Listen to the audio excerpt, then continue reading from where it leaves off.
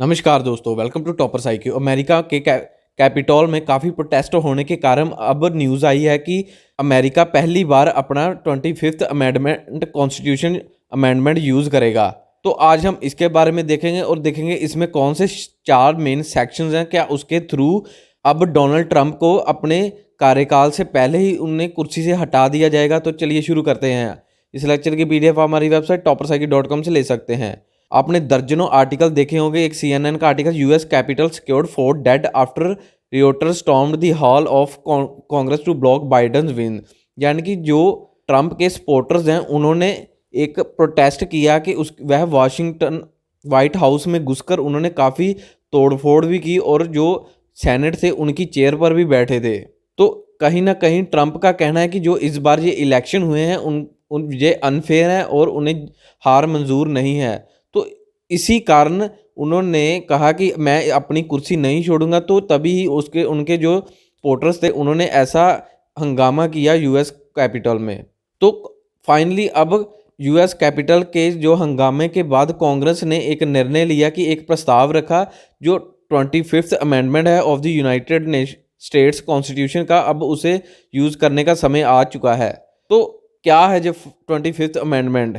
तो इसे देखें तो ये एक कॉन्स्टिट्यूशनल अमेंडमेंट है जो कि vice president of the United states of America को पावर देता है कि वह जब कहीं ना कहीं ऐसी परिस्थिति बने कि जब कोई प्रेसिडेंट अमेरिका का किसी अपनी पावर को सही यूज़ नहीं करता तो वह उसे रिप्लेस कर सकते हैं। इस अमेंडमेंट में लिखा है कि जब अमेरिका का जो प्रेसिडेंट होगा कहीं ना कहीं जो उनकी एज होती है वो 70 से अबव ही होती है, तो तभी उनकी जो मेंटली हेल्थ या मेंटली कुछ इश्यूज या प्रॉब्लम होने के कारण अगर वह अपनी पावर को सही यूज़ नहीं करते तो इस 25th अमेंडमेंट के थ्रू वह उन्हें रिमूव कर सकते हैं। मगर ये सारी पावर वाइस प्रेसिडेंट के पास ही होती है। मगर एक सिनारियो यह भी है कि जो वाइस प्रेसिडेंट होता है वह भी जो प्रेसिडेंट होते हैं उनकी ही पार्टी से होता है, मगर वह अपने प्रेसिडेंट को क्यों उतारना चाहेगा? अगर इस सिनारियो में अगर वाइस प्रेसिडेंट मंजूरी नहीं देता तो कांग्रेस को कहीं ना कहीं अपना बिल पास करके तो उसे फोर्सली वाइस प्रेसिडेंट को अपनी पावर्स यूज़ करने के लिए कहना पड़ता है कि वाइस प्रेसिडेंट को ऐसा करना पड़े कि जो वह 25th अमेंडमेंट यूज़ करे। तो इस 25th अमेंडमेंट में 4 सेक्शंस हैं जो मेनली वाइस प्रेसिडेंट को पावर देते हैं। फर्स्ट सेक्शन कहता है कि जो वाइस प्रेसिडेंट है जब वह प्रेसिडेंट को रिमूव कर देंगे तो उनके बाद जो प्रेसिडेंट की कुर्सी है वह वाइस प्रेसिडेंट को मिल जाती है, तो वह अब वाइस प्रेसिडेंट की सारी पावर्स उन्हें मिल जाती हैं। और सेकंड सेक्शन है जो अमेंडमेंट 25th अमेंडमेंट का, वह पावर देता है अब प्रेसिडेंट को कि जो जब वाइस प्रेसिडेंट बनते हैं कि वह फिर से एक नया वाइस प्रेसिडेंट सिलेक्ट या इलेक्ट करेंगे।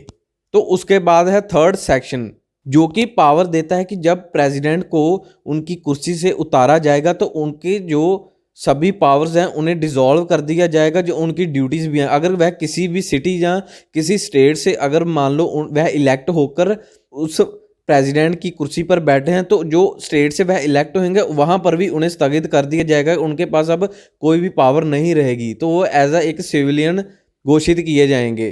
फोर्थ सेक्शन कहता है कि जब राष्ट्रपति प्रेसिडेंट अपनी अक्षमता की घोषणा करने में असमर्थ होता है तो तब वह चौथा सेक्शन लागू किया जाता है और इस सेक्शन के थ्रू वाइस प्रेसिडेंट और कैबिनेट जॉइंटली मिलकर एक निर्णय लेते हैं कि वह नया वाइस प्रेसिडेंट किसे चुनेंगे।